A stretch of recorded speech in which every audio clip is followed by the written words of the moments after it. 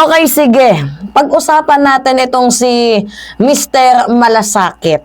Kung totoo nga bang meron siyang malasakit sa kanyang mga nasasakupan. Alam niyo mga minamahal, yung term niya na ang bisyo ko ay magserbisyo, I think dadalhin niya yan hanggang 2028. Kaya nga tingnan ninyo, 'di ba?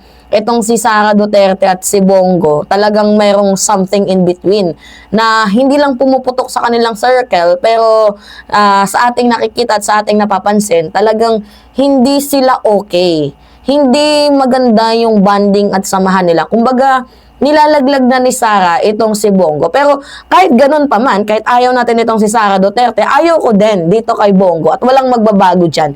Kaya ngayon, talakayin natin mga minamahal ang katotohanan dito nga po sa flood control and fund control dito nga po sa proyekto ni Bongo. Ngayon, ito yung nakakatawa.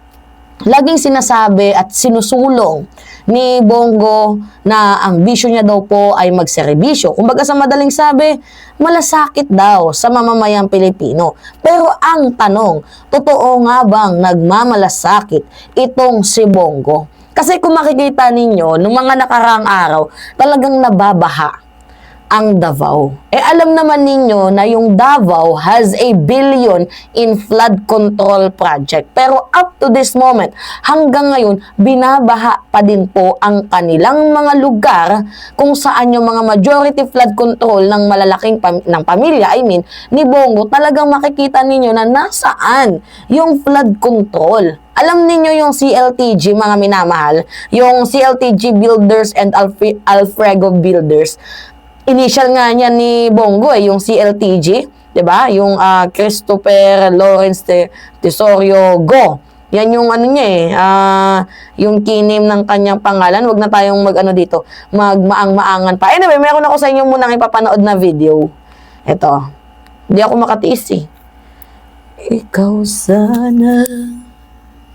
Yan. Tuloy ang kalkala ng resibo, mahigit 300 milyong piso umano Laki. ng flood control projects na kuha ng kaanak ni Senator Bongo.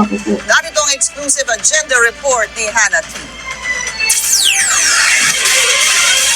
5 flood control projects sa Davao del Sur ang napunta sa Alfrego Builders and Supply ayon sa listahan mismo ni PBBM. Ang Alfrego, pagmamayari ng half-brother ni Senator Bongo. Base sa listahan ng sumbong sa Pangulo.ph, 2023 natapos ang 2 proyekto, 2024 naman ang 3 rito. In total, lagpas 326 million pesos ang halaga ng flood control projects na hinawakan ng kumpanya.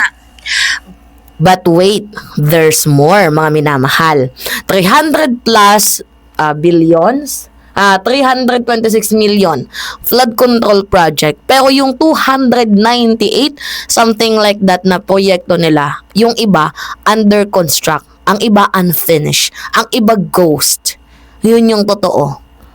Kasi sa pag-aaral ng Bilyonaryo News Channel, madalas bahain ang Kalinan tuwing masama ang panahon. Doon constructed ang majority ng nasabing projects ng Alfrego sa Davao del Sur. Partida, majority na yan Diyan po constructed ang majority ng Alfrego Builders. Pero makikita ninyo na binabaha pa din. So, where did the money goes? Yan yung tanong ng taong bayan. Kalkala ng resibo Una nang na-flag ang nasabing kumpanya noong 2018, kabilang ang CLTG Builders na pagmamayari naman daw ng ama ni Go. Yan ay dahil sa pag-corner umano ng billions worth of contracts sa Davao Region, kasamang DPWH for over a decade.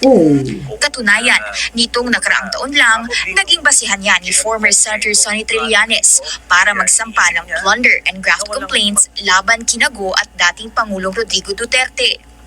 Tinira ni Trillanes ang higit 6.6 billion worth of government contracts ng mga kumpanyang pagmamayari ng mga Go.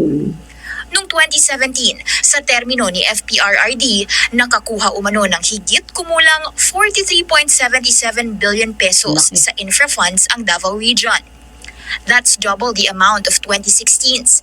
At karamihan sa projects, kasama ang sa Alfrego at CLTG, na delay o hindi naman daw natapos. delay. Ayon pa kay Trillanes, dahil sa pag-award ng daang-daang public infra projects na ito sa mga kumpanyang nabanggit, tila nagpayaman ang next of kin ni Go. Sinusubukan pa ng Bilyonaryo News Channel kumuha ng pahayag mula sa kampo ni Go, pero wala pa itong sagot sa ngayon. Una na rin tinanggi ng senador noong 2018 na hindi raw lumalapit ang mga kamag-anak niya sa kanya para maglakad ng anumang proyekto o kontrata sa gobyerno. Para sa agenda, Hanet Alam nga naman aminin niya. 'Di ba? Siya yung kanang kamay nila former President Rodrigo Roa Duterte. So ngayon, mga minamahal, yung pinaka-latest is 326 flood control project and it is useless. Meron pong 5 panibagong flood control project dyan sa Davao na awarded dito nga po sa Go Firms.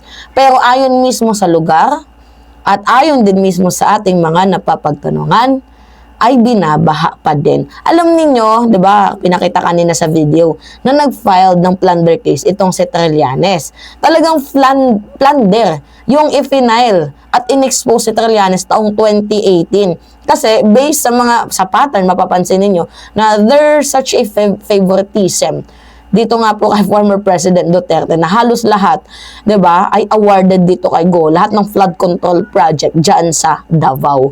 So mga minamahal, sa mga hindi rin nakakaalam, yung company na CLTG laging delayed, incomplete at talagang mga nakakabahala yung kanilang flood control project, lalo na po sa Barangay Malugay and Mudyang resident. Dahil yung nasa Malugay and Mudyang resident, mga minamahal, ay talagang nagsasuffer sa mga alikabok. Bukod pa doon, ang daming insidente din ang nangyari at nasira din yung daanan. And for 8 months, mga minamahal, na deadline nila, wala pa din. Walang nangyari. So, dito papasok ang tanong na, flood control ba talaga? Or fund control lang para sa pamilya? Nagtatanong lang tayo, mga minamahal. 'Di ba? So, grabe. Ito talagang si Christopher Lawrence, Lawrence Tisorogo, talagang pinapamukhang tanga yung mamamayang Pilipino. Tinatago niya na lang sa Malasakit Center. Although malaki yung tulong ng Malasakit Center, pero the fact na nandoloko kayo dito sa flood control, there are no such things na nagmamalasakit ka. Kasi, yung mga kababayan mo, binabaha. 'Di ba? Kinukubra nyo lang ang bilyon-bilyon na pera ng taong bayan. Mga unfinished na project, mga deadline na na-missed, 'di ba? Tapos, mapapansin ninyo, they keep winning dito sa pagiging contractor ng flood control. So, sa mga hindi din nakakaalam, mayroong over 295 project sa kanilang region na delayed at yung iba incomplete taong 2018. Kaya masasabi natin na itong Sigo, wala ding malasakit sa mamamayang Pilipino. 'Di ba? Alright, mga minamahal kayo. Ano yung masasabi nyo dito? Anyway, it's me again, Alicia nyo. Nagbabalik muli para sa ating panibagong video.